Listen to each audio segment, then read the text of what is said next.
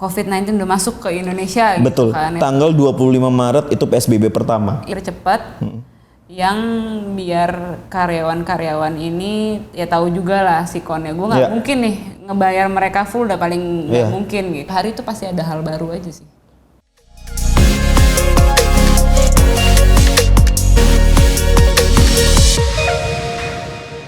Hai, ketemu lagi sama gue Aji di Living Room Podcast dan selamat datang di Sekarang Gue Berani. Pokoknya di sini ngobrolin soal jatuh bangunnya karir seseorang atau misalnya tentang usaha yang dia bikin, kenapa dia bisa tiba-tiba usahanya gede, apa karena emang tajir banget dari awal? Ya, di sini tempatnya kita bakal ngupas semua profil tentang orang-orang yang pernah jatuh dan bangun. Dan hari ini, episode kali ini, gue punya narasumber. Dia ini pengusaha, punya coffee shop di Kemang lagi. Pasti tahu kan harga sewanya berapa di Kemang? Mahal sekali. Dari situ sih sudah menarik di situ. Nah, seorang perempuan. Waduh, ini dia narsumnya hari ini, Mbak Dini. Wah, mungkin mau dikasih hai semuanya gitu, lebih santai gitu. Kenapa gue begini? Halo semuanya. Jadi Mbak Dini ini pengusaha coffee shop di Kemang dari tahun 2015. Tuh, kita bakal kupas gimana perjalanan bisnisnya.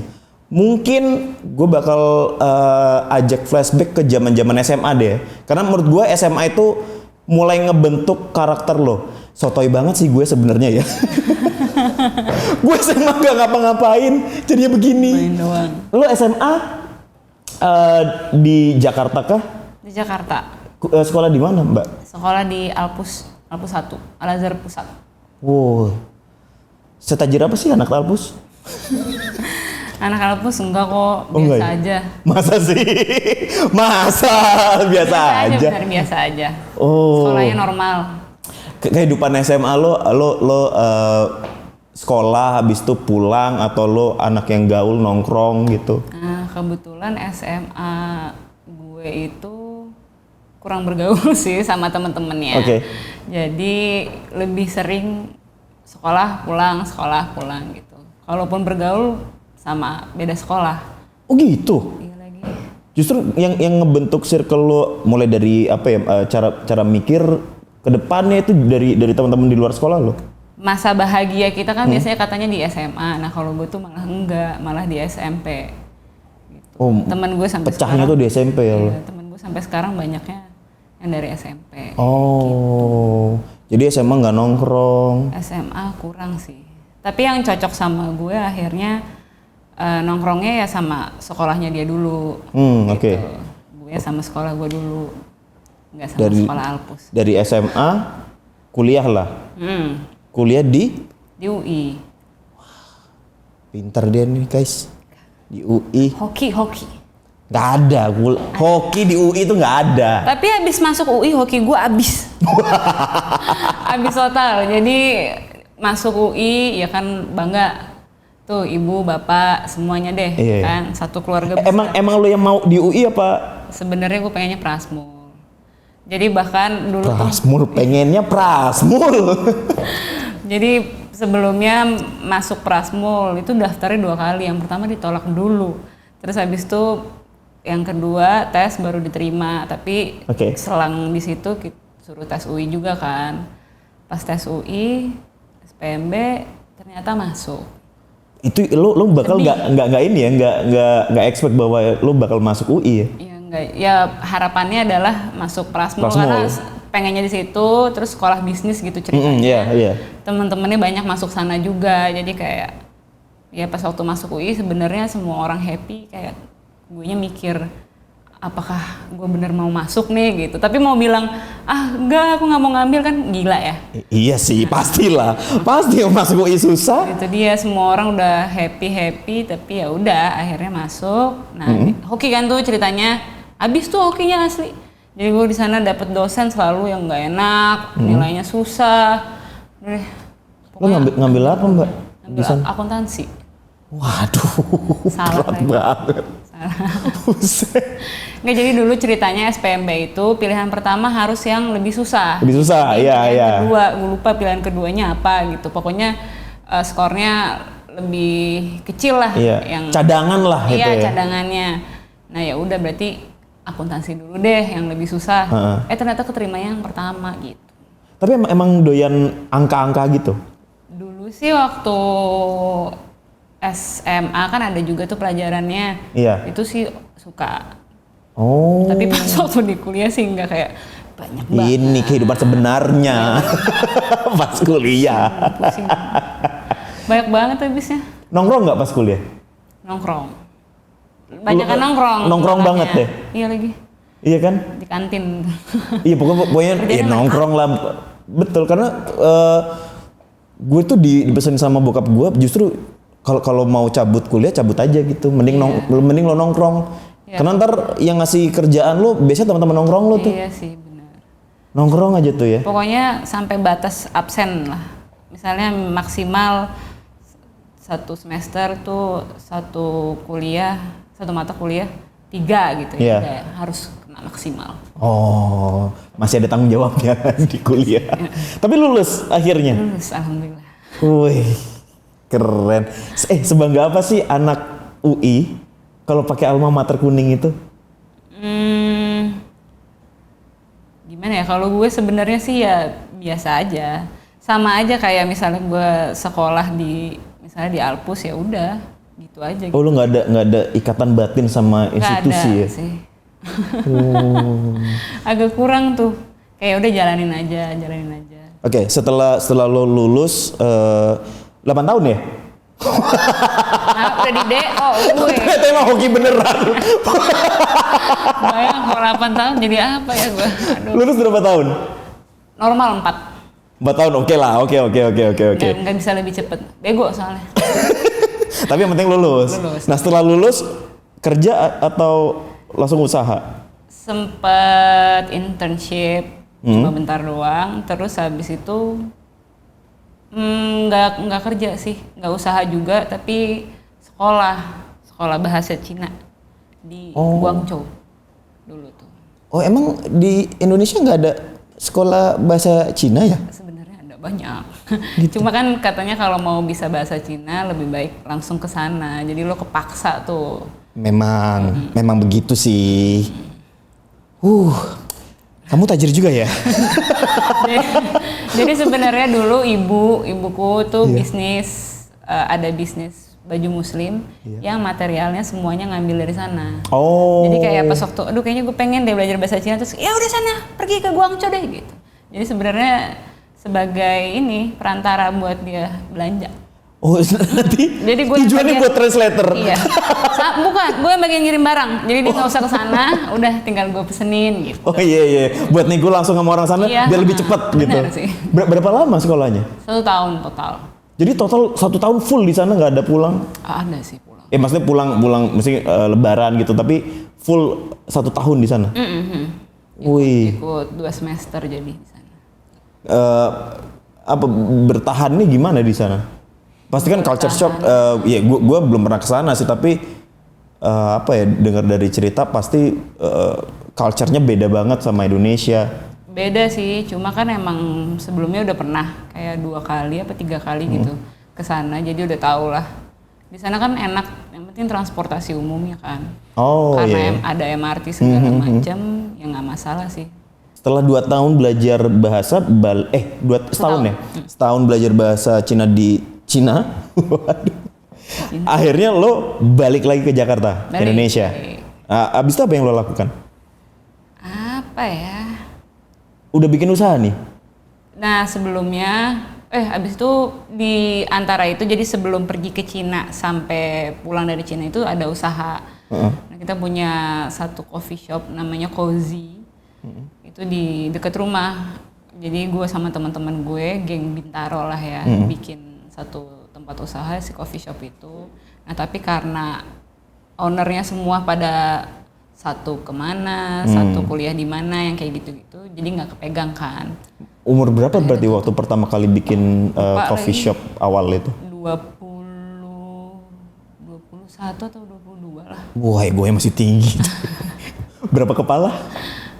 Total ada 4. Wah, 4 kepala lagi. Iya lagi. 4 kepala, umur masih muda, ego nomor 1. Iya lagi. Tapi ya emang buat kita mencoba lah. Iya. Bisnis gitu. Jadi ya belajar dari situ. Betul. Gitu.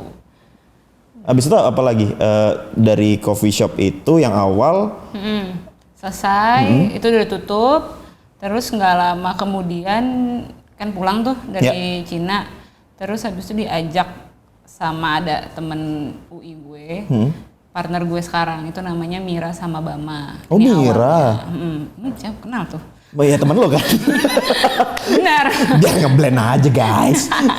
Mira sama Bama, nah itu tuh 2 orang ini yang ngajakin gue untuk bikin bisnis yang sekarang. Si coffee shop ini. ini. Tapi kan tadi lo bilang nyokap lo itu bisnis baju muslim. Sempat ada ditawarin nggak urusin ini aja deh? Sebenarnya iya sih, bahkan kayaknya sampai sekarang masih berharap gitu ya. Oke. Cuma entah kenapa kayak keinginan untuk belajar kayak ngejahit belum dapet nih. Di gue. Emang nggak di fashion kali ya gitu ya? Iya kayaknya. Kayak gaya gue aja ngasal. Gimana bisa mikir mesti jual baju? Mendingan bisnis yang tempat nongkrong, lu sekalian bisa nongkrong, iya kan? Sebenarnya emang awalnya adalah kita ini suka pergi-pergi ngopi-ngopi di tempat-tempat coffee shop gitulah. Terus habis itu ada yang namanya Bama ini mikir, kenapa kita nggak bikin tempat yang kita sendiri bisa nongkrong di situ? Betul. Gitu. Ya udah boleh deh, gitu. Join deh akhirnya kita jadi bertiga. Dan ini yang bertahan sampai sekarang. Ini yang bertahan sampai sekarang. Memang lo suka nongkrongnya apa lo suka kopi atau emang lo sebenarnya nggak suka kopi? Gue sih sebenarnya suka kopi.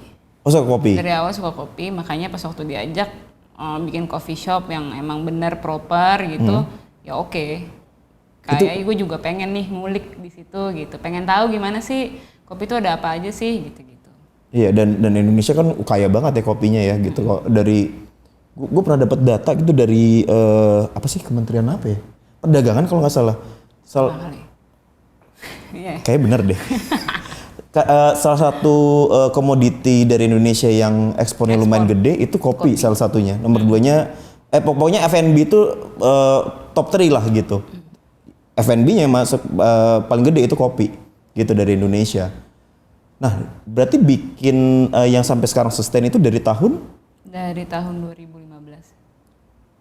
Gue agak lupa deh, di tahun 2015 tuh udah mulai menjamur kayak sekarang gak sih? Belum lagi.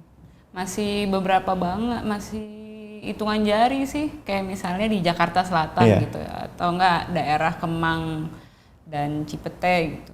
Cuma beberapa. Wih, Cipete belum seramai sekarang ya? Belum. Jadi buat yang nonton, Cipete itu kalau di Jakarta jadi istilahnya gangnya anak senja lah. Gue bete banget sama istilah itu sebenarnya. Pokoknya banyak banget tempat kopi, cuman dulu itu malah nggak rame kayak sekarang ya? Enggak, dulu sih masih restoran sama rumah sih. Iya betul. Nah, akhirnya 2015 lo start itu berarti secara kompetitor belum terlalu banyak juga dong? Belum. Dan apalagi ya belum ada. Bahkan yang besar-besar Tuku, Kopi Kenangan, gitu-gitu belum ada sama sekali. Belum ada kopi gula aren ya? Belum ya? Belum. Jadi ya Tuku duluan kan yang pertama. Iya, apa ya istilahnya, ready to go lah ya. Nah, 2015 lo bikin itu berarti langsung bikin, gimana perjalanannya sih? Jadi awalnya itu kan emang kita HQ-nya di Kemang. Kita tuh ngambil tempat yang nggak terlalu mahal harganya, tapi tetap aja sih. Kemang. Jadi dulu itu tempat kita sekarang tuh ada 5 ruko gitu. Kita ngambil 1. Nah, ruko itu dulu tuh masih kosong, sepi, terus disebutnya malah jadi kayak tempat jin anak. Kayak lo bisa nggak ngidupin tempat ini? Dulu tuh kita di challenge seperti itu. Terus ya udah deh kita coba aja dulu. Renov, buka. Juga dulu sih awal kayak 3 bulan pertama kita kalau ada customer happy-nya setengah mati, kayak customer baru gitu. Jadi lumayan banget sih usahanya, kayak dari bawah banget. Walaupun kompetitornya masih dikit, tetap takut ya? Ya karena tempat Jin buang barang, buang anak. Oke. Jadi dia kayak masuk ke Kemang Utara, terus turun lagi ada satu daerah gitu, baru di situ tuh. Tapi di sana sekarang ada 3 coffee shop di dalam situ. Oke. Jadi udah rame sih.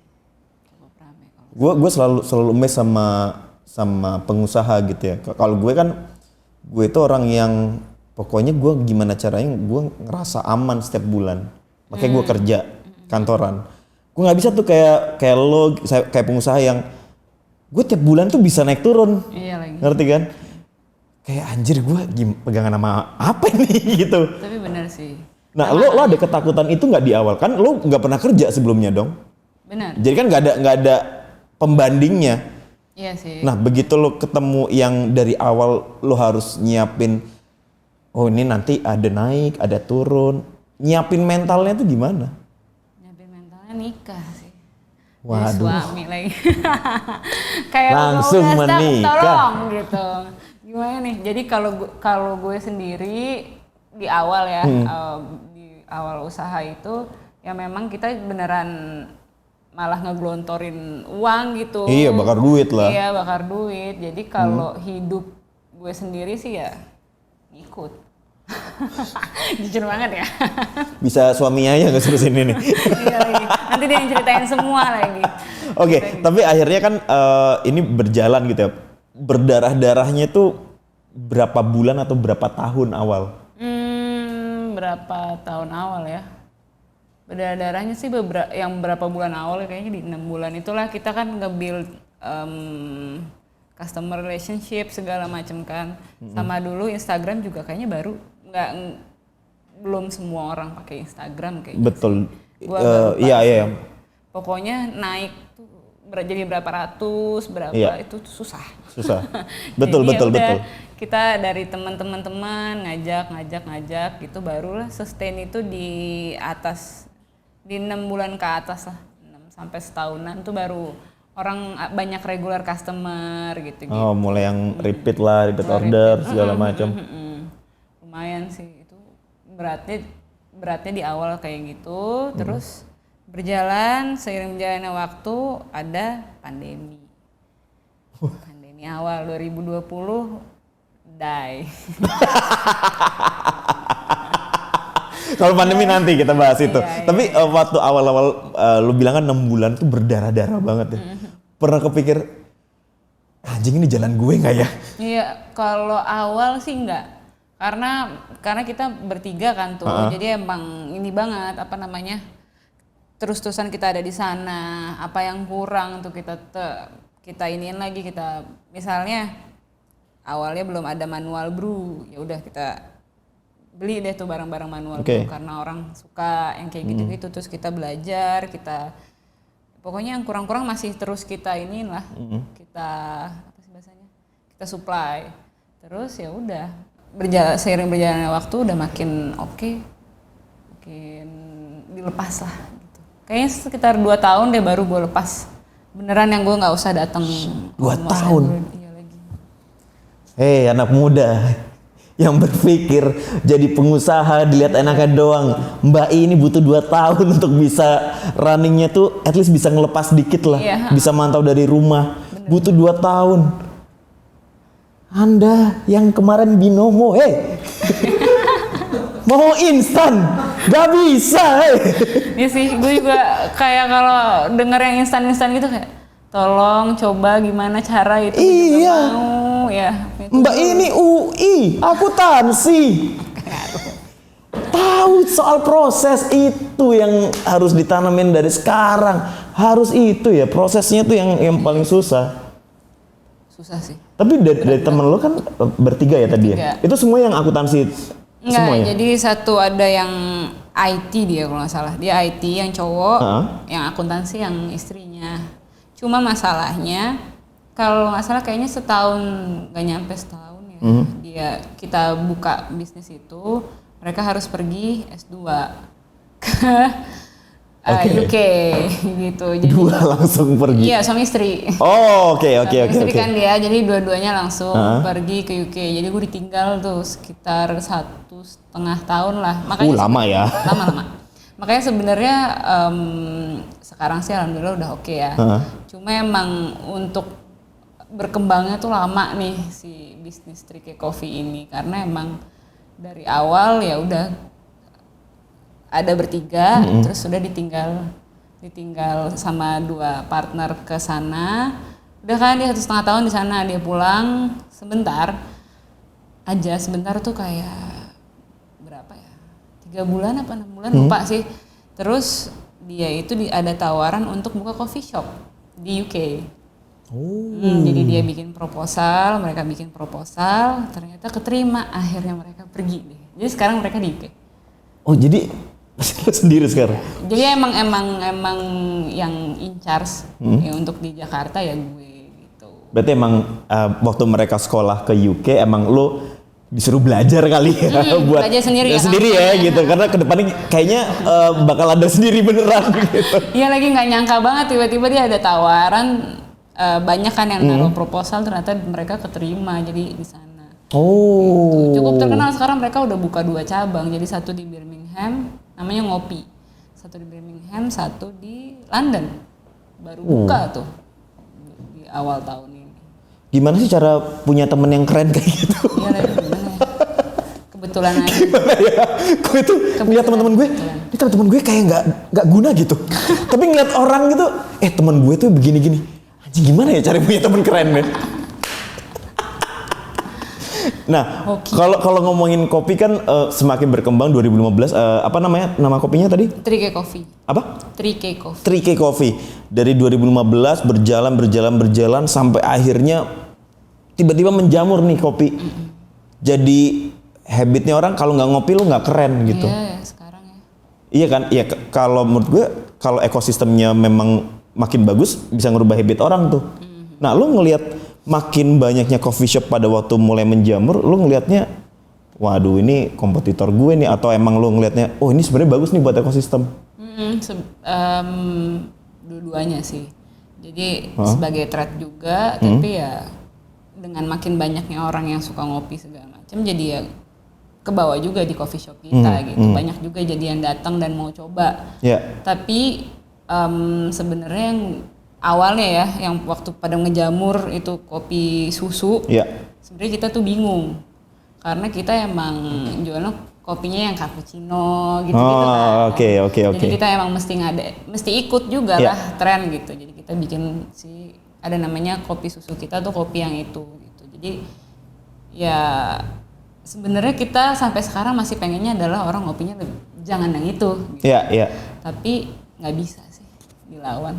Tetap yang laku kopi susu mau gimana pun. Betul. Tapi kan mungkin menangnya adalah kalau di 3K Coffee memang dari awal yang ditonjolin adalah kopinya gitu. Karena sekarang banyak banget kopinya kayak gimana, yang penting tempat. Iya kan? Banyak. Yang penting buat foto. Iya. Jadi esensi ngopinya itu jadi berkurang. Tapi kalau lo kan memang dari awal udah ngasih experience kopinya ini kan gitu. Bener sih. Banyak sih kalau sekarang yang emang orang nyarinya tempat ya bagus. Iya. Dicoba kopinya ya belum tentu. Banyak sekali. Banyak sekali. Yang tiba-tiba ada kopi shop baru. Iya. Tapi kopinya ya begitulah. Iya sih. Udah padahal mesinnya bagus. Sayang sih. Orang pada kaya-kaya ya. Termasuk Anda. Iya bener. Tapi nggak apa-apa loh. Amin sih, amin. Banyak yang mulai usaha itu ada yang dari nol, ada yang enggak gitu kan. Tapi tetap ya namanya usaha itu kan usahanya itu yang di bold ya. Usahanya gitu. Usaha lo mungkin dari awal nggak suka ngopi, tiba-tiba ditinggal sama partner. Punya anak lagi. Iya. Aduh, chaos sih. Tapi ya dijalanin aja kalau gue tipenya. Enggak, aduh susah nih, enggak kayak gitu sih. Oke, lo pengusaha. Berarti pengusaha itu ini perlu dicatat nih buat yang nonton. Pengusaha itu jauh lebih berat daripada lo karyawan. Karyawan udah jelas lo punya jam kerja 9 to 5. Betul. Gitu. Pengusaha nggak ada jam kerja. Nggak ada libur. Justru kalau libur harus buka. Sabtu Minggu wajib. Tempat duit berdatangan. Nah, itu dia. Nah, lo waktu buka si coffee shopnya udah nikah? Udah. Jadi gue itu tunggu sebentar. Udah nikah apa belum? Udah. Jadi gue buka coffee shop itu di 2015 setengah tahun. Nah, pas waktu Desember 2014-nya tuh gue nikah. Jadi gue selama ngerembukin lihat tempat segala macam, renovasi itu gue lagi hamil. Men, makanya berkahnya banyak ya. Ya kan? Nah, ngatur waktu nih, lo sebagai pengusaha, lo sebagai ibu, lo sebagai istri. Pada saat itu gimana tuh? Pasti ada stresnya dong. Ya, istri gue aja ngurus anak bisa pulang sekarang nggak? Itu dia nggak ada usaha apapun gitu. Apalagi yang usaha yang lo ngurusin orang, lo mikirin karyawan. Iya sih. Awalnya kan dulu pas waktu nikah awal tuh gue masih tinggal di rumah nyokap. Oke. Jadi pada saat kerja pada saat gue harus ke coffee shop ke sana, anak dititipin. Ya pasti sih ada suster. Oke. Dia yang paling megang anak gue lah. Itu dulu waktu anak gue kecil kayaknya dia lebih deket sama mbaknya dibanding deket sama gue. Karena gue kayak kalau pulang bener-bener ngejagain, misalnya ngejagain toko tuh dari jam 11 siang gitu. Jadi sampai 11 malam. Jadi emang seharian aja di situ ngeliatin. Itu sering banget sih kayak gitu. Jadi emang ketemu anak kayak pas pagi aja gitu. Tapi sempet ngerasa yang anjing capek banget gue nih. Nah, kebetulan gue gak ngerasain kayak gitu sih. Karena seneng juga ya. Challenging juga gitu. Gimana sih cara ningkatin salesnya nih gitu. Terus banyak banget kendalanya. Jadi bukan kendala, maksudnya kayak apa-apa semua kan hanyanya ke gue tuh. Kayak bahkan pembelian bahan stok gitu-gitu ya dari gue tuh dulu. Jadi emang karena emang ATM dipegangnya sama gue. Jadi M-Banking. Pasti nanya ke Anda, Mbak. M-Banking gitu-gitu gue yang pegang. Jadi apa-apa semuanya gue. Jadi kayak setiap hari tuh pasti ada hal baru aja sih. Dan karena lo suka ngejalaninnya, jadi ya udah jalanin aja. Anak keurus, suami yang enggak ya? Suami. Katanya kan lo pulang baju compang-camping gitu ya? Enggak. Belum makan. Kebetulan suami itu pilot.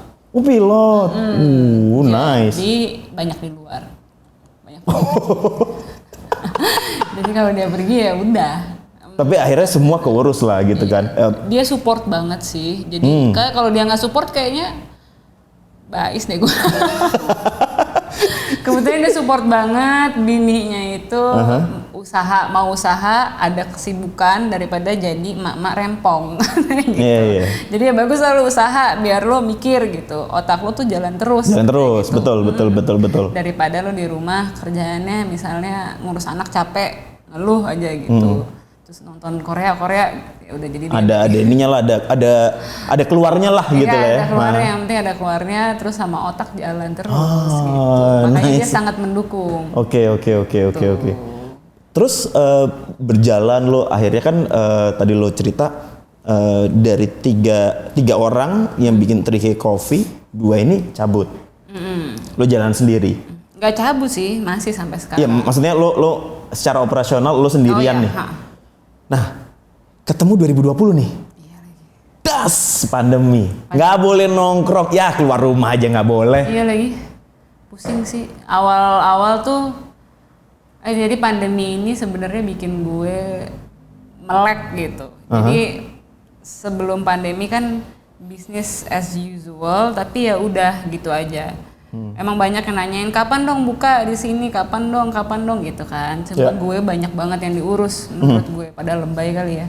Tapi pada saat itu gue punya anak gitu. Gue tuh ada pengen tetap di rumah. misalnya kayak 3 hari gue mau di rumah nih dalam seminggu. Terus habis itu sisanya baru gue mau ke Trike nih gitu. Gue nggak mau diganggu gugat pada saat gue nggak mau kerja. Nah pada saat pandemi gak bisa lagi deh tuh kayak gitu ya kan. Udah harus mikirin bisnis yang benar gitu. Gimana cara lo bisa survive? At least bertahan deh. At least bertahan. Karena pandemi semua sektor lah gitu. Semua sektor kena. Udah deh mau lo corporate yang udah berpuluh-puluh tahun, lo mau yang baru kena semua. Efeknya itu kena. Efek gede kecil tapi ada efeknya itu. Nah, lo ngadepinnya gimana?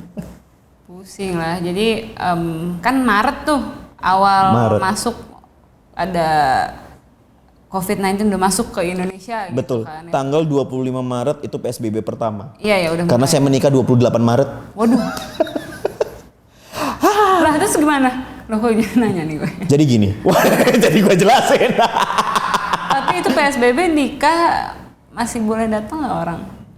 Dari undangan 150 jadi cuman 7. Keluarga inti ya?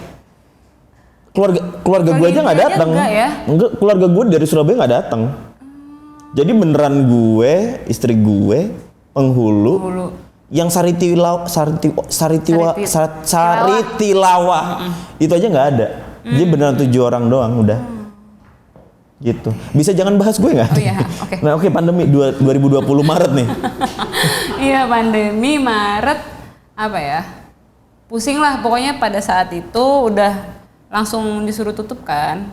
Langsung nggak ada babi bu, nggak ada tuh. Nggak ada babi bu. Jadi sales langsung.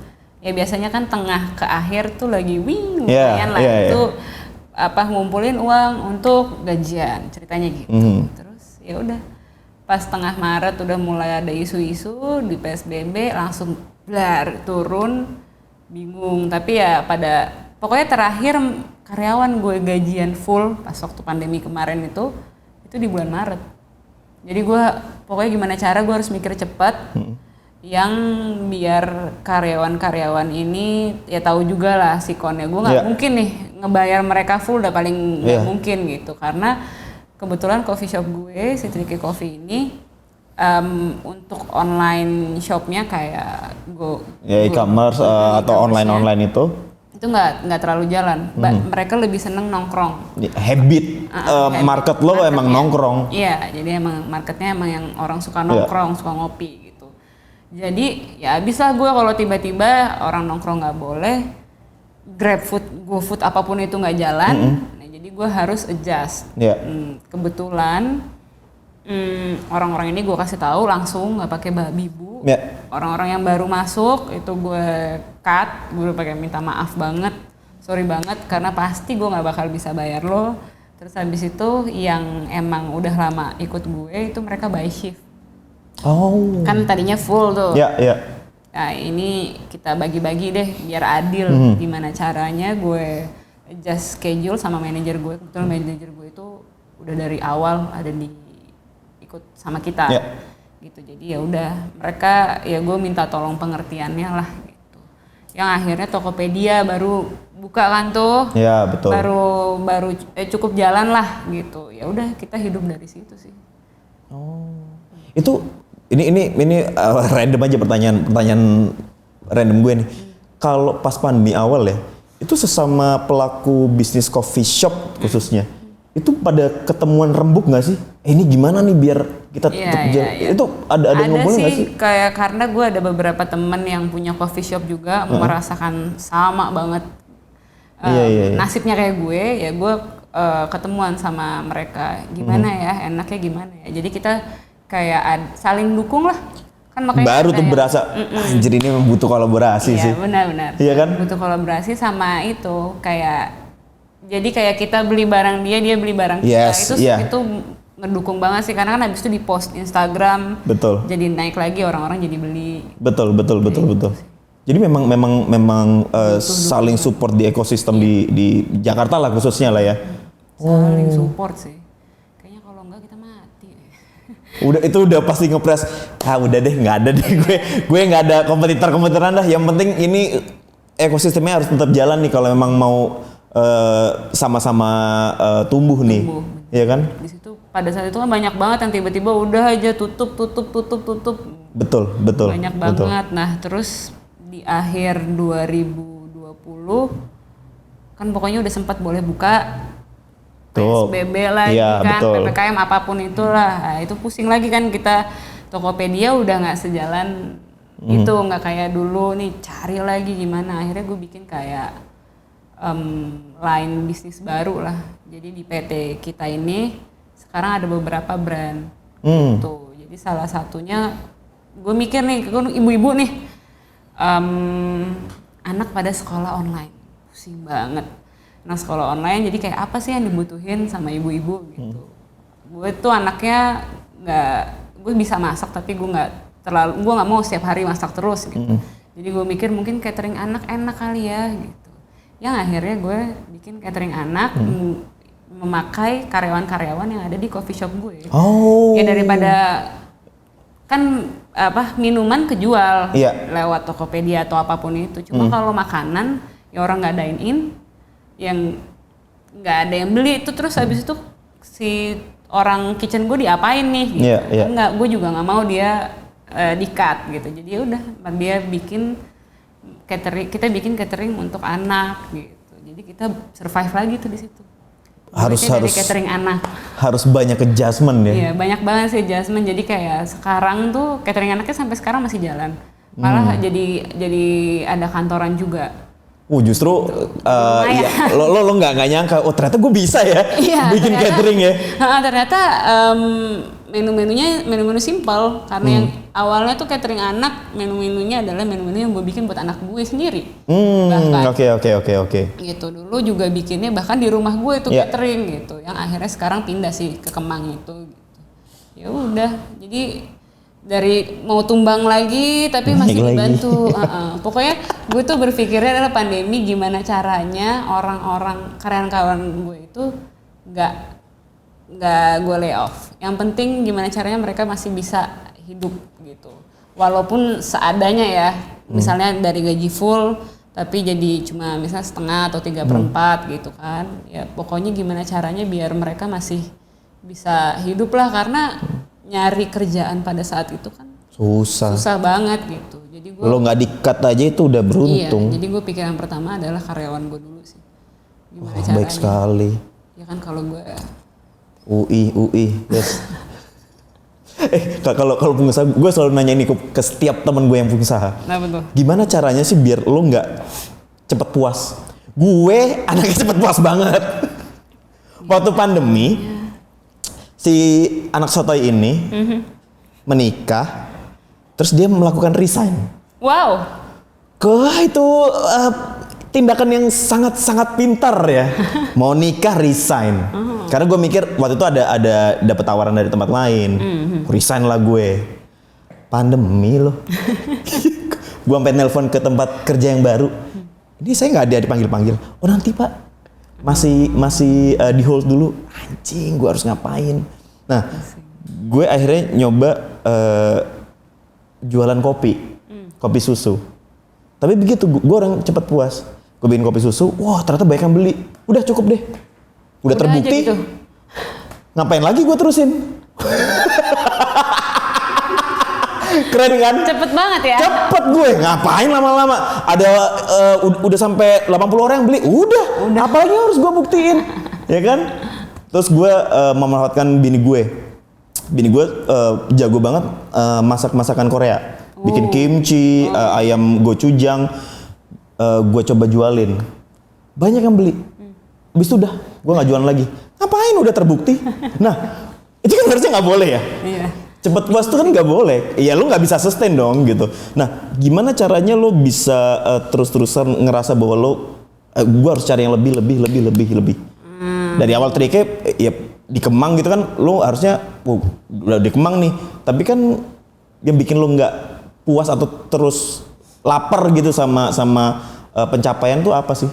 Gue baru merasakan kayak gitu ya, jatuhnya kayak gue baru merasa kayaknya nih bisnis udah harus berkembang ya, udah berapa tahun gitu ya. Itu seiring berjalan aja ya? Iya, tapi itu gara-gara pandemi sebenarnya. Itu bikin gue kayaknya dong. Ada positifnya gitu. Bikin gue kayaknya nggak bisa nih gue puas dengan segini aja gitu. Padahal sebenarnya partner gue yang di sana udah selalu nanyain kan, gimana sih caranya, coba deh bisa nih. Trike itu udah waktunya buka di mana, udah buka waktunya berkembang. Tapi gue masih kayak aku nyaman dengan ini gitu. Tapi semenjak pandemi itu di 2020 akhir lah, itu gue merasa kalau gue gini terus mendingan gue tutup dibanding gue ya akan begini aja gitu. Gimana caranya biar gue bisa expand gitu. Baru dari situ baru tuh gue kepikiran, ya pokoknya gara-gara pandemi lah baru gue kepikiran bikin A, I, U, E, O gitu. Jadi kan ada brand pertama yang pertama si Trike Coffee, ada catering, sekarang ada Warkop 3K namanya gue. Warkop Trike. Warkop 3K Indonesia kan Warkop, jadi nggak Trike. Oke. Warkop 3K itu jadi kalau Trike itu lebih premium, si Warkop 3K itu menjangkau kelas 1-2-nya lah. Gitu. Makanan yang dijual, minuman yang dijual juga beda gitu. Gue pengen tahu gimana caranya gue bisa nge-grab pasar online yang di Trike Coffee-nya tuh nggak bisa. Gitu. Jadi gue coba gue bikin satu brand baru. Gitu untuk nge-grab itu. Jadi justru gara-gara pandemi lo baru mikir ini gue harus ngembangin. Iya lagi. Karena harus kebentok dulu ya. Mentok banget, udah kepepet banget, kayaknya bisa deh. Karena ada salah satu temen gue, dia tuh konsultan gue pertama kali kita bikin Trike Coffee ini gitu. Dia bilang ya kalau nggak dicoba nggak bakal jalan gitu. Jadi ya udah pada saat gue stuck, gue tanya dia gimana, ya udah coba aja, kalau nggak dicoba nggak bakal jalan. Ya udah akhirnya gue coba deh. Gue coba, alhamdulillah jalan. Jadi dapat income stream baru kan? Iya. Gitu. Lumayan lah. Tapi titik terendah lo dalam usaha di pandemi kah atau ada di sebelumnya? Titik terendah itu kayak lo pengen, aduh gue mau nangis aja deh. Pandemi sih. Pandemi? Iya yang 2020. Oke. Itu gue kayak hair loss bahkan kayaknya gue.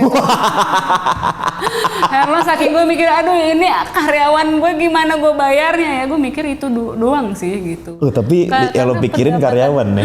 Karena pendapatan gue tuh misalnya nih, sehari gue mesti mencapai contohnya misalnya 1 juta misal. Itu baru 450, nih belum nih, gue nggak bisa nih kalau nggak nutup segini, gimana cara gitu. Jadi awalnya tuh gue tuh tipenya anaknya cukup nggak berkoar-koar tentang sesuatu lah. Jadi kayak misalnya gue ada promo A, B, C, itu gue tuh nggak nawarin gitu ke teman-teman gue. Sampai udah gue hilangkan rasa malumu, jualan lah kamu di WhatsApp. Setuju. Sampai kayak gitu gue kayak, karena kalau nggak bakal bisa gitu. Karena ego lo harus turunin sih pas pandemi ya. Kok bisa lu taruh bawah banget. Jualan di WhatsApp deh. Iya. Itu media yang paling langsung direct lah gitu kan. Direct banget gitu. Ya udah. Tapi menarik yang lo bilang, justru lo ngeliat pertama karyawan lo gitu ya. Bukan lo nggak mikirin sales lo dulu, yang penting karyawan lo tetap harus gimana caranya bareng sama gue. Gitu. Iya benar, gue mikirin itu. Terus jadi emang gue bareng sama ya manajemen lah ya, orang-orang manajemen itu. Gue bareng sama mereka gimana cara mikirin salesnya segimana sih, estimasi projectionnya sehari itu mesti berapa biar kita tuh bisa gajian gitu dulu aja. Biar kita bisa bayar COGS sama biar kalian bisa pada gajian, gimana deh caranya gitu. Jadi kita selalu setiap bulan itu bikin senario, bikin kayak worst case, middle sama best case-nya tuh gimana gitu. Baru dibikin pada saat nanti. Iyalah, pandemi itu nggak ada yang nyangka semua, nggak ada. Iya. Nggak ada yang 3 bulan lagi lo harus siapin ini, enggak, langsung hari hadang. Iya. Pandemi udah beres. Terus habis itu, tapi gara-gara pandemi juga akhirnya banyak opportunity yang datang. Jadi ditawarin buka di sini dong. Terus misalnya kan Trike ini ada yang ngikut ke satu restoran gitulah, resto bar gitu. Kita jadi tenan di situ. Nah, dia juga buka lagi di tempat baru kita diajakin lagi yang kayak gitu-gitu. Jadi banyak buka di sini dong. Malah jadi banyak opportunity. Ya mungkin 2020 emang masanya lo harus mikir kali ya. 2021 dikasih jalan. Dikasih jalan, betul. 2020 kebanyakan orang disuruh mikir dulu. Aku 1 tahun nggak kerja. Aku mikir, aku gunanya apa sebagai suami? 1 tahun tuh gue. Untung istriku punya investasi emas lumayan oke ya. Oh. Kalau nggak ada itu aku pasti bingung. Aku harus kemana? 1 tahun gue. Tapi 1 tahun itu gue sama kayak lo mikir gue harus ngembangin bisnisnya coba A, B, C, D. Gue juga 1 tahun itu mikir, oh gue harus gue bisanya ngomong. Tapi ngomong yang kayak gimana ya? Gue belajar podcast, gue belajar ini. Jadi 2021 baru kebuka jalan bener. 2021 awal tuh gue kebuka. Iya, 2021 awal. Beneran. Dari Januari tuh tiba-tiba. Januari ya. Teng. Kok ada aja ya? Kita 2020 nyari nggak ada. 2021 tiba-tiba. Kemana ya orang-orang iya, gitu? Nolak malah. Gue sih belum nawarin sih. Tapi waktu lo ngerasa down segala macam, dukungan terbesar dari keluarga sih. Jelas. Sama karyawan, ya jadi jatuhnya gue tuh punya 2 keluarga, which is itu keluarga, beneran keluarga, sama keluarga 3K. 3K itu. Mereka tuh benar-benar nyemangatin banget juga sih yang keluarga 3K ini. Orang-orang itu udah lama di situ. Rata-rata mereka tuh udah lebih dari 2 tahun di 3K. Kebetulan pada loyal-loyal gitu. Mereka tuh yang nyemangatin gue untuk kayak ayo Mbak, lo tuh bisa gitu. Pakai pom-pom gitu gak? Ayo Mbak Dian, let's go, semangat gitu. Give me D, give me I, give me A, give me N, Dian gitu. Enggak kayak gitu sih, tapi ya pastilah. Masa kayak gitu. Pusing juga gue. Tapi ya itu mereka menyemangatin sampai akhirnya kayak ada tawaran uang dari investor untuk masuk kayak gitu-gitu. Ayo Mbak kita bikin baru. Ya mereka sih. Oh dari 2 keluarga ini ya. Banyak banget yang doain berarti ya. Banyak. Suami mah cakep. Karena di depan kan? Karena di depan kan?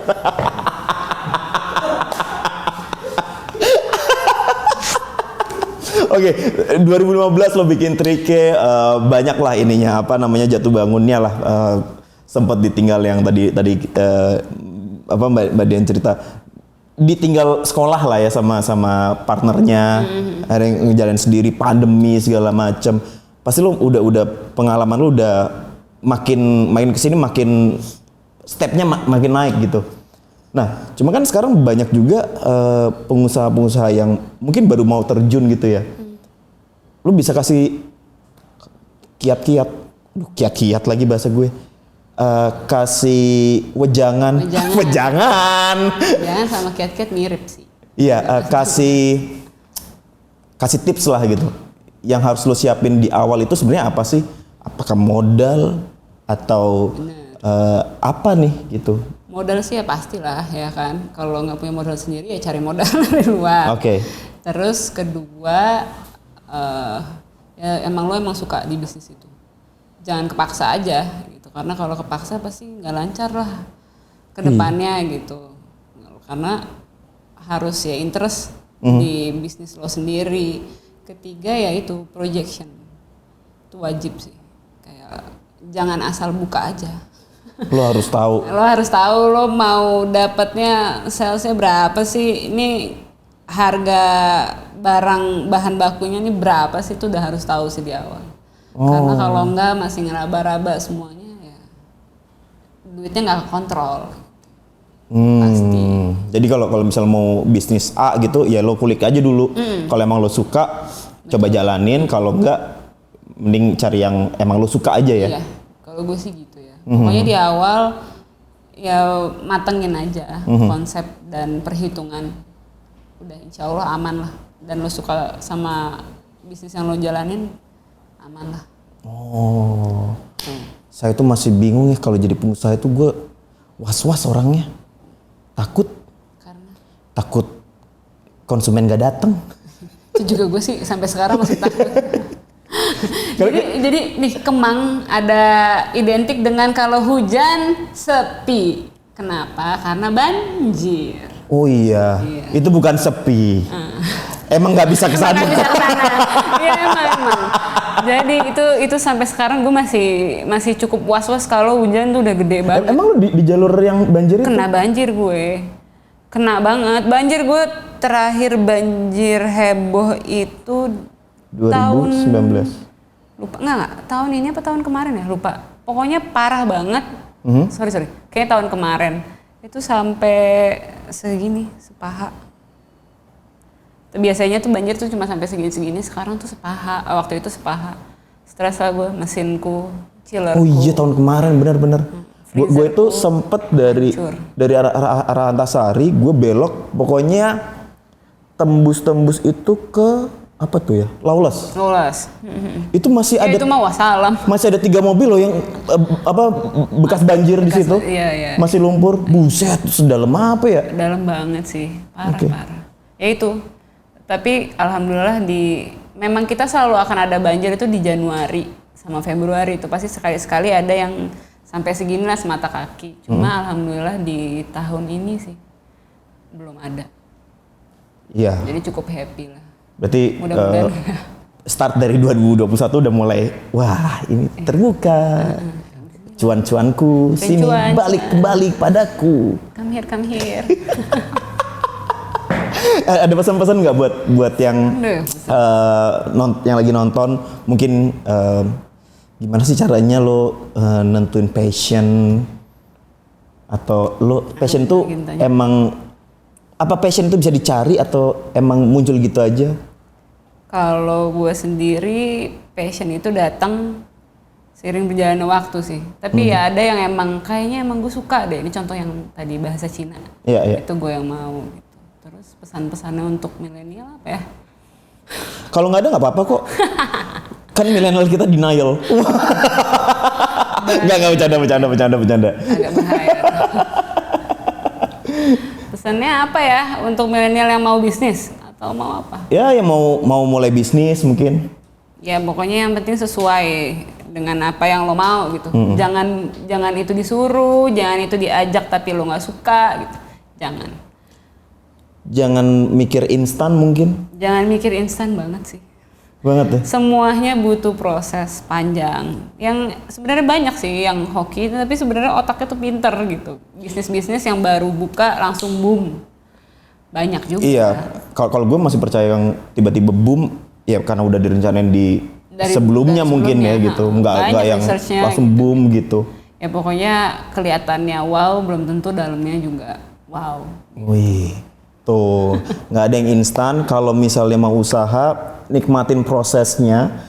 Karena ya justru proses itu yang bisa ngelatih mental lo, ngelatih semuanya. Kayak Mbak Dian tadi, ini kalau nggak ada pandemi, mungkin nggak berani untuk ngembangin bisnis, nyoba sesuatu hal yang baru, mungkin nggak akan berani. Cuman sekarang kan Mbak Dian udah berani. Sekarang gue berani. Itu tuh kuncinya. Iya. Kopinya nggak dibawa ya? Sorry banget nih, jauh. Gitu. Lagi bulan Ramadan. Kalau yang mau main ke Trike, alamatnya di mana? Kasih patokannya mungkin. Jalan Kemang Utara 33, Ruko nomor 5. Patokannya dari mana? Aduh, patokannya gimana ya? Gue jelasin Kemang ya. Gue tuh nggak pernah tahu lo Kemang Utara, Kemang Selatan. Ya gue juga baru tahu karena gue punya bisnis. Oke, gue Kemang McD aja udah. Iya sama, gue juga. Jadi oke, dari McD? Kalau dari Kemang Raya, McD sebelah kanan, kan itu perempatan. Iya. Belok kiri. Belok kiri Lurus aja ketemu Abu Nawas, lurus lagi ada restoran namanya Mirasari, restoran zaman dulu. Terus masuk ke daerah Mirasari itu. Kita ada ruko di kanan-kanan, nah itu salah satunya Trike Coffee. Trike Coffee, tuh yang mau nyobain coffee shop, mau nongkrong di sana, sekarang udah boleh nongkrong. Boleh. Dateng lah. Alhamdulillah. Gitu. Jadi udah. Itu cukup itu episode hari ini barengan sama Mbak Dini. Gue dari tadi ngomong Mbak Dian deh. Shit, salah gue. Mbak Dini. Enak juga, jadi kayak udah. Mungkin gimana cara bisa di edit. Ngobrol-ngobrol kita sama Mbak Dini. Mbak Dini nama depannya pernikahan ya? Waduh, pernikahan Dini. Sering banget ya. Tua berarti loh. Iya dong. yang ngatain gue itu pasti umurnya. Oh itu udah sering dapat jokes itu ya? Sering oh gitu. Banget lah. Mbak Dini ini nama belakangnya Hari, Dini Hari. Pasti sering juga ya. Maaf ya. Jokes aku cuma di situ-situ aja Mbak. Itu doang. Iya. Itu aja episode Sekarang Gue Berani hari ini. Banyak banget cerita dari Mbak Dini, naik turunnya. Pokoknya yang penting lo nikmatin prosesnya. Di situ bisa melatih semuanya. Dan ya udah, jangan pernah takut salah gitu ya. Iyalah, salah itu bagian dari belajar. Asik. Enggak, salah itu Ditolak. salah itu pemain Liverpool. Ya itu. Kalau gitu, gue Aji, thank you yang udah nonton. Thank you juga Mbak Dini buat waktunya. Jangan lupa subscribe, like, komen kalau lo suka sama episode ini. Dan gue Aji, bye-bye.